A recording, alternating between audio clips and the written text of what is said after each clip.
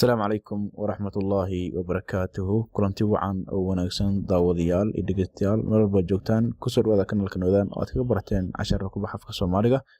iyo waliba barnaamijyo la xiriira dhiirigelinta iyo taariikhaha kala duwan waxaan noo socday koorsadii Excel ku baraf Soomaali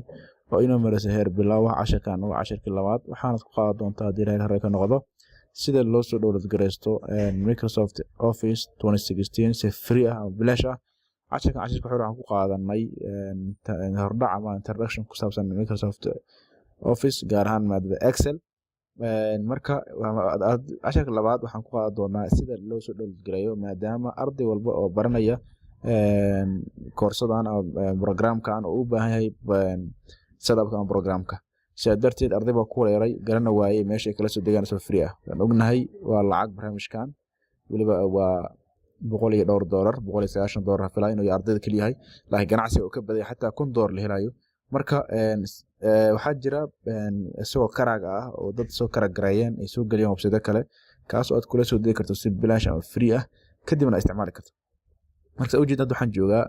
meesha aad ka soo download gareyn lahayd ha ku wareerin inaad akhrido magaca website-ka iyo waxaas in raadido waxaad samaysaa uu kaliya yahay qaybta hoose comment-iga ugu horeeya ayaan inoo soo dhigayaa linkiga soo marka halkaas comment ugu horeeya tag fiiri linka ku dhufo farta buluugta ah marka ku dhufato halkaan taas ku keenaya kadibna soo dajiso marka waxaan faahfaahintay aad ku wareeri doorin sida loo qoro website magaciisa iyo waxyaabahaas si loo raadiyo ku wareerinta linka toos ayaan kugu dhigayaa toos ugu dhufo kadibna si toos oo la dhigaysa marka insha Allah hadii la yiraahdo marka halkaan soo ujeedin cabirka soo ujeedin waxa waaye 4.84 GB 4 GB dhibic 84 waay marka waxaan faahfaahintay filaa marka wax kala sameeymaysid download baa haysa halkan uu keenayso ujeedin waa marka laba option ku siinaya professional iyo mid ah home and student marka waa isku wareer wax kale waa loo isku mid waaye marka waxa sameeyda ku dhufo kan home and student-ga ah insha Allah ku soo degi doona hadii la yiraahdo